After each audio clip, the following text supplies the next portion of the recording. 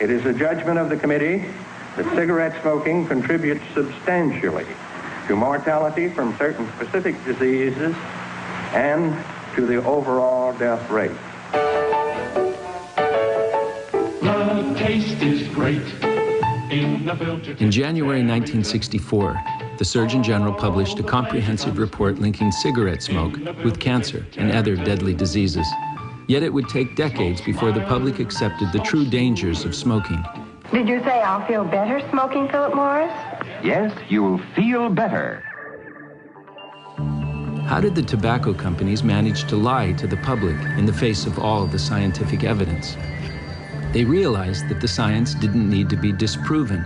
It was enough to create doubt in the minds of the public to keep them from recognizing the truth. Tens of thousands of doctors in all branches of medicine, in all parts of the country, were asked that question. What cigarette do you smoke, doctor? The brand named most was Camel. The cigarette companies sought to reassure the public that their product wasn't dangerous. That is wonderful. Even though it was, and they knew it to be so at the time. The medical specialist stated that the ears, nose, throat, and accessory organs of all participating subjects examined by me were not adversely affected in the 6 months period by smoking the cigarettes provided. Where did this fake science come from? The tobacco industry funded private institutes and individuals to create phony science and disseminate it, creating the appearance there was a debate where there was none. Much of this phony science came from this man, Dr. Frederick Seitz, and the institute he co-founded, the Marshall Institute. Their principal strategy was to defend the products by insisting the science was unsettled, and therefore it was premature for the government to act. The Marshall Institute used this same strategy to campaign against the dangers of acid rain, ozone depletion, and DDT. Used right, it is absolutely harmless to humans and animals. Then, in the 1990s, they began a new doubt and denial campaign that would prove more deadly than anything that had come before. This time, Seitz and the Marshall Institute were being funded by the petroleum industry.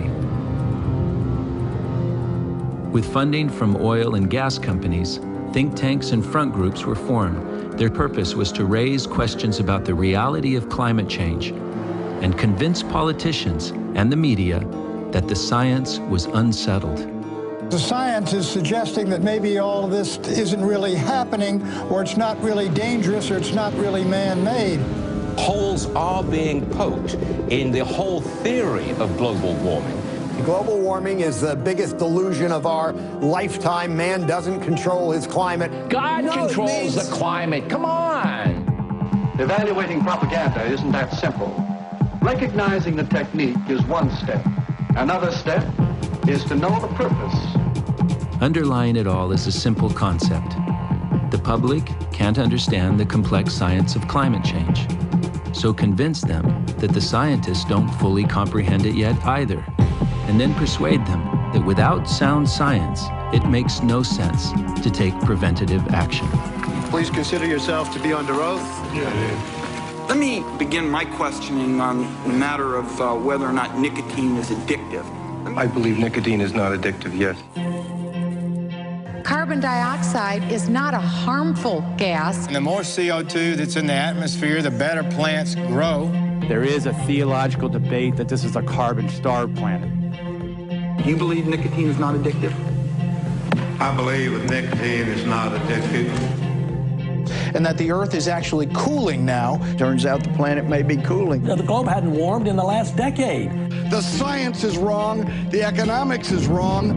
None of this snake oil science stuff that is based on this global warming, Gore-gate stuff. There are a substantial number of scientists who have manipulated data. Forget about all that global warming. I don't believe climate change is real. Do I believe scientists? No! I'm confused. How can you know what to believe when there's so much propaganda? The truth can only remain hidden for so long.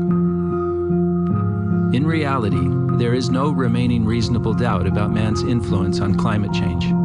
This time, it is not the lives of millions at stake, but billions. And I too believe that nicotine is not addictive.